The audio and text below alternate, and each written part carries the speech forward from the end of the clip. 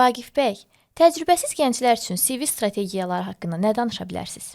Əslində gənc özü təcrübəsizdirsə, onun CV hazırlayarkən strategiya düşünməsi mənə görə biraz yəqin ki, qəliz məsələdir.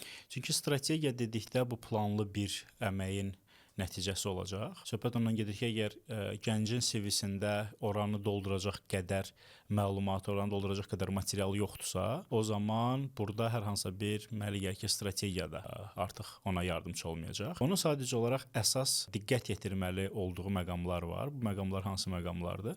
Maksimum dərəcədə səliqəli olsun. Orada yerləşdirdiyi şəkil klassik bir şəkil olsun, klassik bir üslubda olsun. Hər hansısa bir toydan, il şənliyindən, nə bilim, hər hansısa bir kafedən, restorandan bir şəkil olmasın. Bundan başqa özü haqqında maksimum dərəcədə qarşı tərəfə bilgi götürə bilsin. Təhsilli nədir? Hansı dil bilgiləri var? Hansı kompüter proqramlarını bilir? Hansı hobbilərini yerləşdirə bilər? Çünki bu CV biraz canlı olmalı. Nəzərə alsaq ki, bu gənc yeni başlayır.